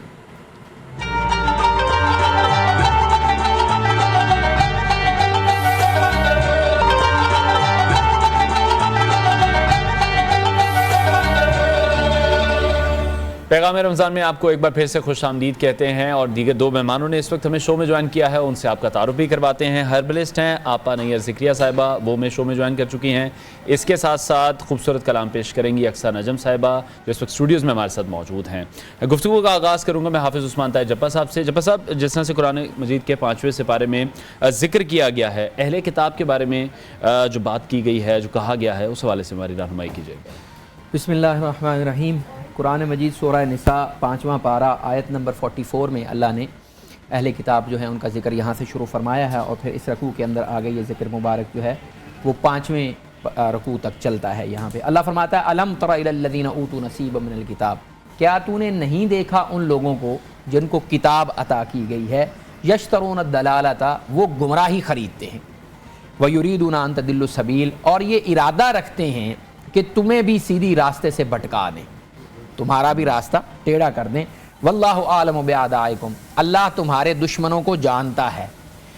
वकफ़ा बिल्लाहि वलिया, वो सबसे बड़ा कारसाज है। वकफ़ा बिल्लाहि नसीरा, और सबसे बड़ा मददगार भी वही है। फिर फरमाया मिनल्लज़ीना हादू, वो लोग जो यहूदी हैं, युहर्रिफूनल कलिमा अम मवादिही, वो अल्फाज को अपने मौका महल से चेंज कर देते हैं। कैसे? व यक़ूलूना समेना व असैना, वो कहते हैं कि हमने सुना और हमने नाफरमानी की, हमने सुना और हमने ना माना। वस्मा गैरा मुस्मिन, और कहते हैं कि तू हमारी सुन, तेरी कोई ना सुने। अब ये कौन बंदा था? इसके बारे में आता है कि रफ़ा बिन ज़ैद बिन ताबूत, ये एक यहूदी था। हाफिज़ इब्न कसीर लेके आए अपनी तफसीर के अंदर, हज़रत अब्दुल्लाह इब्न अब्बास रज़ी अल्लाह तआला से रिवायत है कि रफ़ा जो था ना, इसने रसूलुल्लाह, क्योंकि यहूदियों का सरदार था, रसूलुल्लाह सल्लल्लाहु अलैहि वसल्लम के पास ही आया और इसने आके सरकार सल्लल्लाहु अलैहि वसल्लम से ज़ुबान तोड़ मरोड़ के बात की। क्या कहा इसने? रायना। अब जो रायना का माना है ना अरबी में, इसका मतलब है आप मेरी तरफ देखिए, और इसको अगर आप लंबा कर लेना राईना, तो ये यहूदियों की जुबान में और अरबी में ये मुनासिब लफ्ज नहीं है। राईना का माना है ए हमारे गडरिए, ए हमारे चरवाहे। यानी उसने थोड़ा सा लंबा, मुसलमान भी यही कहा करते थे, तो अल्लाह ने फिर मुसलमानों को मना फरमा दिया, या अय्युहल्लज़ीना आमनू ला तक़ूलू रायना वक़ूलू उन्ज़ुरना, ईमान वालों अब आज के बाद तुमने रायना नहीं कहना, क्योंकि उसी लफ्ज को वो मरोड़ के बात करते थे। आपने कहना उन्ज़ुरना, ए मेरे महबूब पाक अलैहिस्सलातु वस्सलाम हमारी तरफ नजर इल्तफात फरमाइए, हमारी तरफ देखिए। तो ये जो ताबूत का बेटा था, ये जब आया है तो इसने बात की, तो अल्लाह ने उसको कुरान में बयान फरमाया है, लयम बेअलसिनतिन, अपनी जुबान को तोड़ मरोड़ के बात करते हैं, जुबान को मरोड़ के। क्या? वतानन फिद्दीन, और दीन के मामले में तानाज़नी करते हैं। क्या? वलौ अन्नहुम कालू समेना, उनके लिए क्या ही बेहतर होता कि वो ये कहते समेना व अताना, हमने सुना और हमने इताअत की, हमने मान लिया उस बात को। वस्मा वंजुरना, और ये कहते कि ए महबूब करीम अलैहिस्सलातु वस्सलाम हमारी बात सुनिए और हमारी तरफ नजर करम कीजिए। वो दूसरी बात उन्होंने की ना, लकाना खैरुल लहुम, तो ये उनके लिए बेहतर था, व अक़वम, और ज्यादा दुरुस्त भी था। वलाकिन लअनहुमुल्लाहु बिकुफ्रिहिम, लेकिन अल्लाह ने उनके कुफर की वजह से उनके ऊपर लानत फरमा दी। फला युमिनूना इल्ला कलीला, तो इनमें से चंद लोग ही हैं जो ईमान लेके आने वाले। आगे अल्लाह ने फरमाया या अय्युहल्लज़ीना ऊतुल किताबा, ए लोगो जिनके ऊपर किताब नाज़िल, ए अहले किताब, आमिनू बिमा नज़लना मुसद्दिक़न लिमा माअकुम, उस किताब के ऊपर ईमान लेके आओ, इस कुरान हकीम पे ईमान लेके आओ जो तुम्हारी किताब की भी तस्दीक करती है, जो तुम्हारे पास है। अल्लामा कुर्तुबी भी इस रिवायत को लेके आए हैं, हाफिज इब्ने जरीर तबरी भी लेके आए हैं, अल्लामा इब्ने जौजी, हाफिज इब्ने जौजी जो है वो ज़ादुल मसीर में भी इस रिवायत लेके आए हैं। हज़रत अब्दुल्लाह इब्ने अब्बास रज़ी अल्लाह अन्हु से रिवायत है, आप फरमाते हैं कि ये जो यहूदियों के सरदार थे ना, काब बिन अशरफ वगैरह, ये उनके बारे में नाज़िल हुई थी। उन्होंने किया क्या था, आगे चल के आ जाएगा। मिन कब्ल अन्नत में सब वजूहन, इससे पहले कि हम तुम्हारे चेहरे के ऊपर फिटकार डाल दें, लानत डाल दें, फनरुद्दहा अला अदबारिहा, और उसको पीछे की तरफ मोड़ दे, तुम्हारे चेहरे को इस तरह से स्याह करके पीछे की तरफ मोड़ दे। औ नलानहुम कमा लअन्ना असहाब सब्त, या तुम्हारे ऊपर उस तरह से लानत भेजें जैसे हमने असहाब सब्त के ऊपर लानत भेजी थी। असहाब सब्त कौन थे? बनी इसराइल के अंदर एक कबीला था, उनकी अल्लाह ने आजमाइश फरमाई और इस तरह से फरमाई कि उनको मना कर, दरिया के किनारे, समंदर के किनारे रहते थे, अल्लाह ने मना फरमा दिया कि हफ्ते वाले दिन तुमने शिकार नहीं करना। अब वो अल्लाह ने आजमाइश इस तरह की कि हफ्ते वाले दिन मछलियां जो थी ना, वो उनके सामने समंदर से बाहर निकल कर छलांगे लगाती, तो वो देखते दिल ललचाता। अब वो 3 गिरोहों में बट गए। पहला गिरोह वो था जो खुद मछलियां नहीं पकड़ता था, दूसरा वो था, यानी एक तो वो था जो मछलियां पकड़ने लग पड़ा, दूसरा वो था जो खुद नहीं पकड़ता लेकिन पकड़ने वालों को मना भी नहीं करता, और तीसरा वो था जो खुद भी नहीं पकड़ता था और पकड़ने वालों को मना भी करता था। तो अल्लाह ने जब उनकी पकड़ की, उन पे लानत फरमाई, तो जो पहला गिरोह था जो पकड़ता था उस पे भी अजाब आया, जो नहीं पकड़ता था लेकिन उनको मना करता था, तो जो नहीं पकड़ने वाले थे और उनको मना करने वाले भी थे, अल्लाह ने उनको बचा दिया। तो अल्लाह ने फरमा लिया कि इस किताब पे ईमान लेके आओ, नहीं तो तुम्हारा हाल मैं वो करूंगा, अल्लाह फरमाते हैं, जो हमने असहाब सब्त का किया। फरमाया वकान अमरुल्लाह मफऊला। आगे फरमाया अलम तरा इलल्लज़ीना ऊतू नसीबम मिनल किताब, जिन लोगों को हमने किताब अता फरमाई है ना, युमिनूना बिल जिब्त व तागूत, वो जिब्त की और तागूत की, वो शैतान के पैरोकार है। वो शैतान की पैरवी करते हैं, जादू टोना करते हैं। वयकूलून लिल्लज़ीना कफ़रू, और कहते हैं उन लोगों को जिन्होंने रसूलुल्लाह सल्लल्लाहु अलैहि वसल्लम की इनकार किया नबूवत का, हाउलाए अहदा, कि ये जो इनकार करने वाले हैं ना नबूवत के, ये ज्यादा ईमान वाले हैं, असल ईमान के ऊपर। ये हुआ क्या, काब बिन अशरफ जो है, ये जब गज़वा उहुद हो गया, जिसको हमने पिछले प्रोग्राम के अंदर डिस्कस किया था, गज़वा उहुद के बाद काब बिन अशरफ, ये यहूदियों का सरदार था, मदीने में रहता था, ये कोई 50 या 60-70 सवारों का एक लश्कर लेके गया है मक्का। मक्का वाले कुरैशियों ने इससे पूछा है कि तुम अहले किताब हो, तुम्हारे पास किताब है, तुम तो जानते हो, आया हमारा दीन सच्चा है या मोहम्मद सल्लल्लाहु अलैहि वसल्लम का सच्चा है? इन्होंने कहा तुम्हारा दीन सच्चा है। तो अल्लाह ने यहाँ पे फरमाया कि वो झूठ बोलते हैं, वो जो शैतान के पैरोकार हैं वो ये कहते हैं कि नहीं, ये लोग जो ना मानने वाले ये हिदायत के ऊपर हैं। अल्लाह फरमाता है ये झूठ बोल रहे हैं। ठीक है, ठीक है, बहुत शुक्रिया हाफिज उस्मान ताहिर जप्पा साहब। 5वें सिपारे में जो अहम हिदायत थी अहले किताब के हवाले से भी जो बातें उनके बारे में की गई थी वो हमारे साथ शेयर कर रहे थे। ब्रेक लेते हैं, ब्रेक के बाद आपको दोबारा ज्वाइन करेंगे। देखते रहिए पैगाम रमज़ान।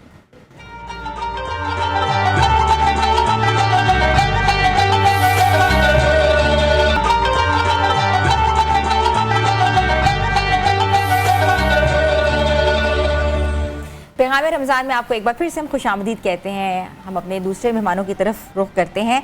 हम बात कर रहे थे कि कुछ ऐसी मिथ्स होती हैं जिससे हमें ये नहीं समझ आती ये कोई स्टोरी है, ये कोई अफसाना है, या ये किन बुजुर्गों ने हमें बताया हुआ है, या ये बात सच है कि नहीं है। जैसे काली बिल्ली का रास्ता कटना, जैसे अपने एक्स्ट्रा बाल जो हैं वो आप पानी में भिगो दें, या फिर चीलों का घर पे आना, और भी बहुत सी ऐसी चीज़ें जो कि मेरा ख्याल है जो दूसरे मज़ाहिब से हम लोगों ने उनको कर लिया हुआ है। बिल्कुल। उसका इस्लाम से कोई ताल्लुक है, हमारा मज़हब क्या कहता है उनके बारे में? तो हमने सोचा कि क्यों ना हम आज इल्म नजूम को बुलाएं, और हमारे साथ जो आज हमारी मेहमान ख़ास हैं वो है समराना शाह।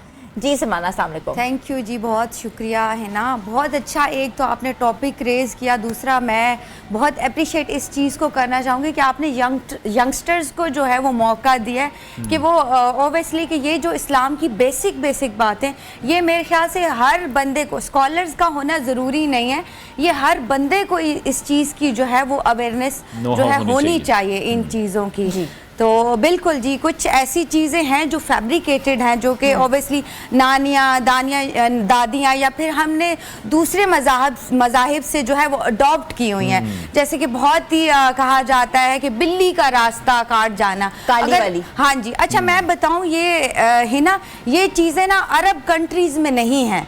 बेसिकली वो इसलिए नहीं है कि हमारे पास, हमने जो कुरान, बेसिकली हमारे पास इतनी बड़ी हिदायत की जो किताब है वो हम तर्जुमे से नहीं पढ़ते, क्योंकि हमारी जो ज़बान है वो है उर्दू, और अगर आप अरेबिक्स को देखेंगे तो उनके कॉन्सेप्ट्स बड़े क्लियर हैं, क्योंकि ऑब्वियसली उनकी ज़बान है तो उनको फुल इस मामले में नॉलेज है। मेरे ख्याल से जो है रमज़ान भी ऑब्वियसली कुरान को बड़ा प्रमोट करता है, तो मैं ये आपके प्रोग्राम के तवस्सुस से पैगाम भी देना चाहूँगी कि प्लीज़ बच्चों को आप अरबिक के साथ साथ उर्दू तर्जमे के साथ जो है वो ज़रूर आप जो है वो कुरान पढ़ाएं, ताकि आपकी ये कॉन्सेप्ट्स क्लियर हो।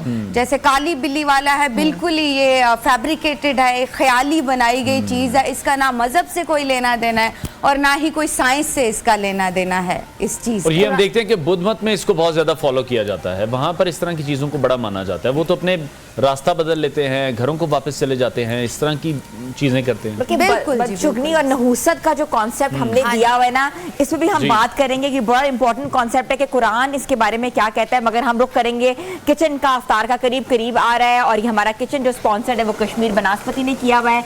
हमारे साथ फातिमा है और हमारे साथ बतूल है। जी फातिमा, पहले आप जल्दी से रेसिपी बताएं, फिर मैं बतूल से थोड़ा सा एक सवाल करूंगी, फिर हम लोग वापस आएंगे। हम चिकन जो है वो फ्राई कर चुके थे, अभी मैं सौते कर रही हूँ। इसमें हम ऐड करेंगे कश्मीर ऑयल, जो कि इसका टेस्ट मज़ीद और ज़्यादा बढ़ा देगा। और इसमें मैंने बटर के साथ ऑयल ऐड किया है, और अब जो है वो स्पाइसेस ऐड करके मैं, क्योंकि ये ऑरेंज चिकन है तो बेसिकली ये फ्रेश जूस ऑरेंज से भी आप रेडी कर सकते हैं, और अगर आप बॉक्स वाला लेना चाहें तो वो भी ले सकते हैं, लेकिन आई प्रेफर कि आप फ्रेश जूस लें। जूस के साथ हम इसकी सॉस रेडी करेंगे और उसके बाद चिकन को इसको सॉटे कर देंगे। ठीक है, आप जल्दी से सॉस रेडी करें, सॉस के मीन साथ साथ बोल दें ताकि जो व्यूअर्स हैं वो साथ साथ जॉट डाउन कर लें। इसमें मेन जो सॉस का इंग्रेडिएंट आता है ना, वो आता है soya sauce. I am so sorry, थोड़ा सा जो है ना वो गरम है और ये ड्राई नहीं था, उसकी वजह से जो है ना वो पानी निकल रहा है। सॉस में हम ऐड करेंगे सोया सॉस के 5 table spoon, 5 table spoon of ketchup, 1 glass of juice आप दोनों में से कोई भी ले सकते हैं। और उसके साथ हम ऐड करेंगे जैम जो ऑरेंज का है, और वो सॉस बन जाएगी। तो सॉस में जो है ना वो हम उसको थिक करने के लिए ऐड करेंगे कॉर्नफ्लावर और थोड़ा सा पानी, और दैट्स इट। और उसके बाद चिकन को ऐड करके उसको राइस के साथ सर्व करेंगे। Rice already I have placed in the plate, और जो है वो it will be ready in 5 minutes. ठीक है, और ये आप रेडी करें, इसको डिश आउट कर लें आप। तो हम थोड़ी बात बतूल से करते हैं। बतूल, आप कहाँ पढ़ रही हैं और क्या पढ़ रही हैं? मैं BS कलनरी आर्ट्स मैनेजमेंट कर रही हूँ सुपीरियर यूनिवर्सिटी से। सुपीरियर यूनिवर्सिटी कलनरी आर्ट्स में आप बैचलर्स कर रही हैं। तो क्या चीज़ें, क्या मैनेजमेंट वहाँ पढ़ाई जाती है, और दुनिया में कलनरी का कितना स्कोप है? जी जी जी।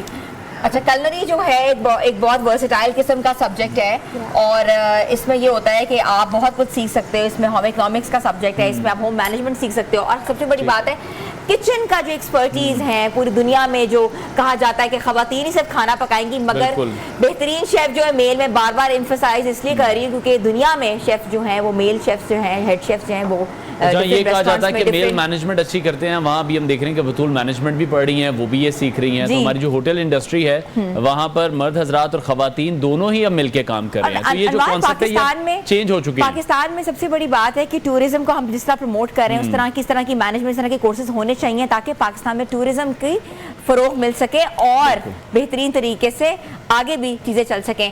व्यूअर्स, छोटी सी ब्रेक पे जाना है, ब्रेक के बाद वापस आते हैं। आप देख रहे हैं पैगाम रमजान।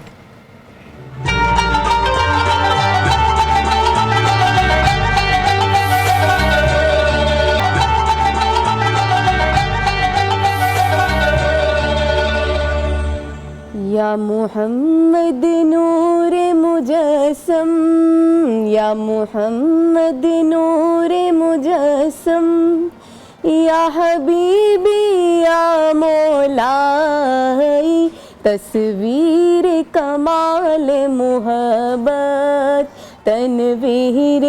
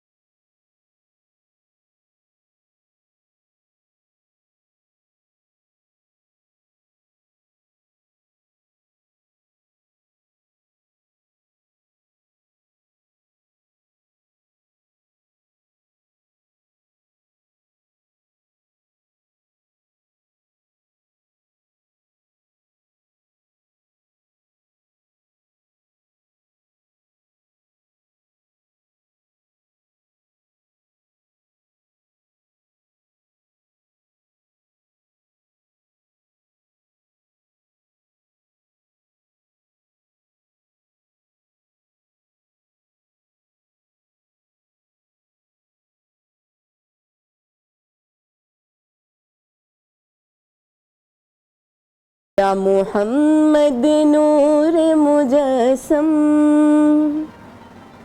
तेरी एक नजर के तालिब,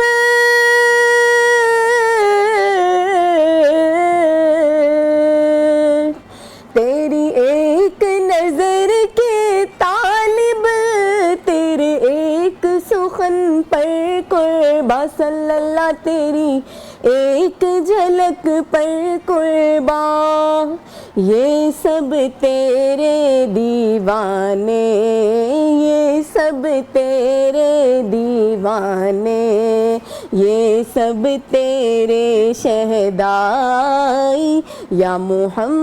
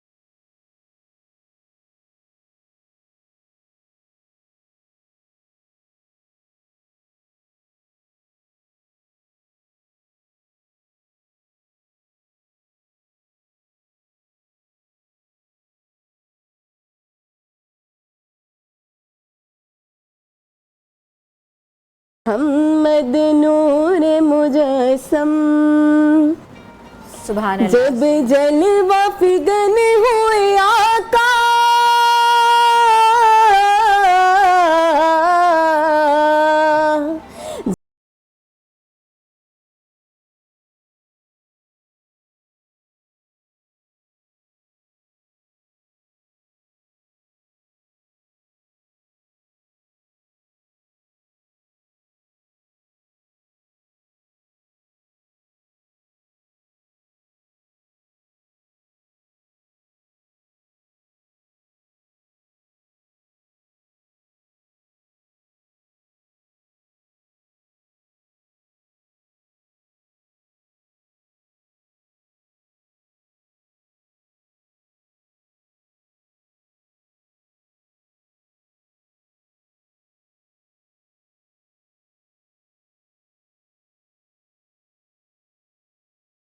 सुभान अल्लाह, सुभान अल्लाह। वेलकम बैक व्यूअर्स पैगाम रमज़ान की इफ्तार ट्रांसमिशन में।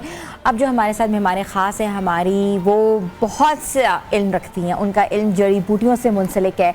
वो ऐसी रेमेडीज़ बनाती हैं फेस के लिए, आपके कहते हैं ना कि आपकी पूरी लाइफस्टाइल कोचिंग आपको बताती हैं कि आपने कौन कौन सी जड़ी बूटियों से अपने घर में, अपने किचन में होते हुए भी अपने से उन चीज़ों से कैसे फ़ायदा उठा सकते हैं हम लोग। तो हमारे साथ जो हमारी मेहमान ख़ास हैं वो है नैयर ज़िक्रिया, हम उनको प्यार से नैयर आपा कहते हैं। अस्सलाम वालेकुम नैयर आपा। हाँ जी, वालेकुम। कैसी हैं आप? अल्हम्दुलिल्लाह, अल्हम्दुलिल्लाह। नैयर आपा, रमज़ान मुबारक का महीना है, हम बहुत सा डिफरेंट किस्म के खाने खा रहे हैं, फ्राइड आइटम्स खा रहे हैं और हम उस तरह पानी नहीं पी रहे। बिल्कुल ऐसे कौन से फेस पैक हमें यूज़ करने चाहिए, ऐसी कौन सी जड़ी बूटियाँ खानी चाहिए जिससे हमारे फेस ग्लो कर पाए, क्योंकि आगे आपको पता है सेलिब्रेशन का भी वीक आता है, जो हम ईद करीब आती है। तो बिल्कुल ऐसे ही है, क्योंकि रमज़ान के महीने के अंदर जो है वो, और ख़ासकर जो ये वाला मौसम चल रहा है, बहुत ज़्यादा गर्मी नहीं है।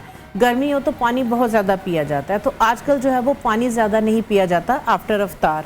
तो इसमें यह है कि पानी का इंटेक आप प्रॉपर रखें। और दूसरे नंबर पे डेली बेसिस पे आपके किचन में आ रहा है पुदीना।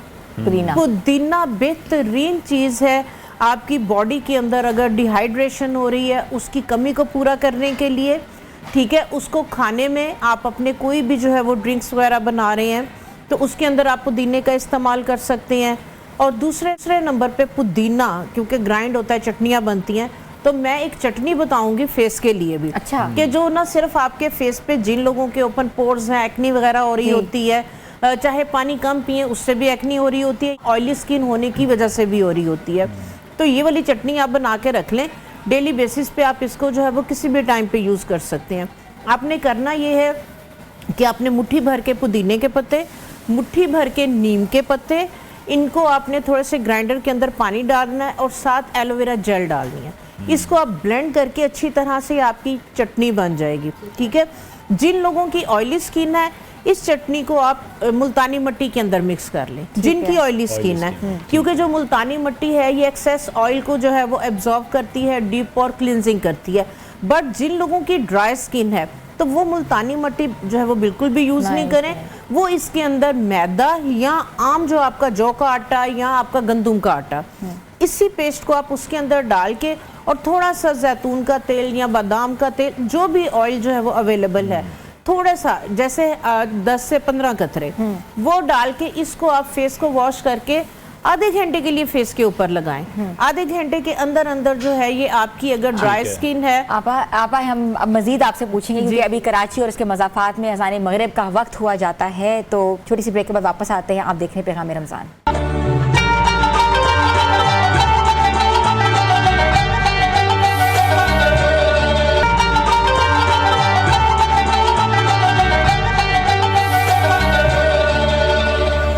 पैगाम रमज़ान में आपको एक बार फिर से खुशामदीद कहते हैं। गुफ्तगू का सिलसिला में एक बार फिर से आगे बढ़ाएंगे और ब्रेक पर जाने से पहले भी हम डिस्कस कर रहे थे हर्बलिस्ट आपा नैयर ज़िक्रिया साहिबा से, और एक बार फिर से उन्हीं से जानेंगे। आप ये भी बताइएगा कि बहुत से लोग फ़िक्रमंद हो जाते हैं अपने वेट को लेकर रमज़ान में, क्योंकि हम सहरी में भी बहुत कुछ चीज़ें खा रहे होते हैं और इफ्तार तो हमारा दस्तरखान फुल होता है, तो उसमें किस तरह से परहेज़ किया जाए या कौन सी चीज़ों का इस्तेमाल किया जाए जो हमारी किचन में भी जो चीज़ें मौजूद हैं उनको यूटिलाइज कैसे। बहुत एक ईजी सी रेसिपी है। अगर इसको आप जैसे अफ्तारी के बाद जो है वो आप पकौड़ों के साथ, खाने के साथ किसी भी तरह यूज़ कर सकते हैं। एक सफूफ बताऊंगी मैं, ठीक है। आप क्या करें कि 1 पाव आपने लेना है ज़ीरा, आधा पाव आपने लेनी है अजवाइन, और इसके लिए आपने जो है वो 1 पाव ही लेने हैं मेथरे जो आप अचार में डालते हैं, ठीक है।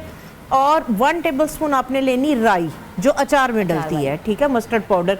इनको आप जो है वो ग्राइंड करके इनका पाउडर बना लें।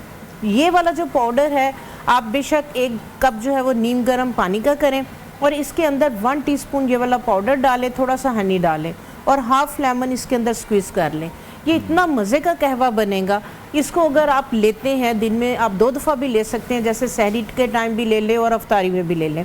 ये आपकी बॉडी के अंदर जो फैट है वो डिपॉजिट नहीं होने देगा। जो हम पकौड़े वगैरह और इस तरह की जो है वो चीज़ें खा रहे होते हैं, तो अगर आप ये ले लेते हैं तो इसके साथ जो है वो आपका वेट मेंटेन भी रहता है। और अगर आपकी बॉडी के अंदर जो है वो फैटी हैं आप, तो इसके साथ जो है वो फैट भी जो है वो डिसॉल्व होता है, डिसॉल्व होना शुरू से। चलें जी, ये तो बड़ी जबरदस्त टिप प्रॉपर है। इनटेक लाजमी करें आप। ठीक पानी है, जो है वो जो मिस कर जाते हैं की वजह से भी बॉडी आपकी ब्लॉटेड हो रही है। ठीक है, तो पानी की जो इंटेक है उसको भी हमें बेहतर करने की जरूरत है। अच्छा, समराना साहब भी हमारे साथ मौजूद हैं। समराना, जो इस तरह से हम पहले भी कुछ मिथ्स के हवाले से बात कर रहे थे, आपने भी वो चीज़ें क्लियर की हैं कि हमारे मज़हब में इस तरह से ऐसी कोई भी चीज़ नहीं है। अच्छा, इस्लाम में जादू का भी एक तस्वर मौजूद है, वो भी ज़रा एलैबोरेट कीजिएगा। और अगर किसी को शक हो जाए कि उस पर जादू किया गया है तो उसका इस्लामी तरीका इलाज भी क्या है? अच्छा जी, जैसे कि अभी आपने जिक्र किया, मोस्टली क्योंकि मैं साइकिक रीडर भी हूँ, हम लोग वेरीफाई करते हैं कि साइकोलॉजिकल इश्यूज़ है या जादू के इश्यूज़ हैं। But in the most of the cases जितने मेरे पास अभी तक केसेस मौजूद हैं या आए हैं, उनमें मोस्टली जो है वो लोगों को साइकोलॉजिकल इश्यूज़ हैं, लेकिन उनको लगता ये है कि हमें शायद कोई जादू, जिन्नात या फिर किसी नेगेटिव एंटिटीज़ के असर है। अब बेसिक बात है कि इसको वेरीफाई कैसे किया जाए। इसको वेरीफाई करने के लिए भी ट्रिक्स बता देती हूँ कि अगर वाकई जेन्युइनली कहीं पे जादू या नेगेटिव एंटिटी या जिन्नात का कुछ असर है, तो पानी एक बड़ा जो है वो फोर्सफुल एलिमेंट है। तो आपके घर के टैब्स वगैरह जो होंगे वो अक्सर ही जो है ख़राब होंगे। ये नहीं कि 1-2 दफ़ा ख़राब होंगे, जब भी आप ठीक करवाएंगे अक्सर ही वो ख़राब होंगे। फिर लाइट जो है वो फोर्सफुल एलिमेंट है, तो लाइटें जो है वो आपके घर की अक्सर औक़ात ख़राब रह सकती हैं। ऐसा बंदा एंटी सोशल हो जाएगा, जिसमें जादू या जिन्नात का कोई भी केस है, वो बंदा जो है वो दूसरे लोगों में नहीं जाएगा। दूसरा, वो लाइट में डे टाइम में बाहर निकलना पसंद नहीं करेगा और नहाना बिल्कुल जो है वो नहाने से अवॉइड करेगा। हाँ जी, अगर इस तरह के सिम्टम्स किसी भी शख्स में पाए जाते हैं और प्रॉपर, जैसे ऐसा नहीं कि 1-2 दफ़ा, मैंने पहले ही बोला, लोग इसी वहम में मारे जाते हैं कि 1-2 दफ़ा, तो फिर उसको जो है वो ज़रूर किसी कंसल्टेंट के पास जाया जाए। अच्छा, हमारे पास इक्विपमेंट होते हैं एंटिटीज़ को जो है वो देखने के लिए, जैसे लाइट की एनर्जी से हम वो करते हैं, तो उससे हमें पता चल जाता है कि नेगेटिव एनर्जीज इनके साथ हैं भी या नहीं भी। अगर परमिशन देते तो वैसे मैं एक रेमेडी भी बता देती हूँ कि अगर कोई नेगेटिविटी या जिन्नात किसी के घर में है, तो उस हिसाब से वो देखना चाहते हैं कि वाकई है भी या नहीं, तो आपने बिल्कुल प्योर गिलास ऑफ वाटर लेना है, सादा पानी का जो गिलास है वो लेना है। उसके अंदर एक नींबू आपने डाल लेना है और आपने जहाँ आपके पूरे घर में आप उसको जो है वो राउंड करा लें कॉर्नर्स पे, जहाँ पे आपको शक है या जिस शख्स पे आपको शक है कि जिन्नात या फिर असर है उस पर कुछ जादू का, तो क्या होगा, अगर तो नींबू जो है वो पहनने में बैठ जाता है तो मीन्स के पॉजिटिव है, ऑल क्लियर। अगर नींबू जो है वो फ्लॉन्ट करता है पानी में जहाँ पे, तो फिर मतलब घर में कुछ नेगेटिविटी या कुछ नेगेटिव एलिमेंट्स जो है वो हो सकते हैं। ये एक चीज़ हम और पूछना चाह रहे थे कि जब्बार साहब भी बैठे हुए इधर, कि नहूसत का क्या कॉन्सेप्ट है रमज़ान में, या नॉर्मली हमारे रिलीजन में नहूसत का कॉन्सेप्ट है कि नहीं है?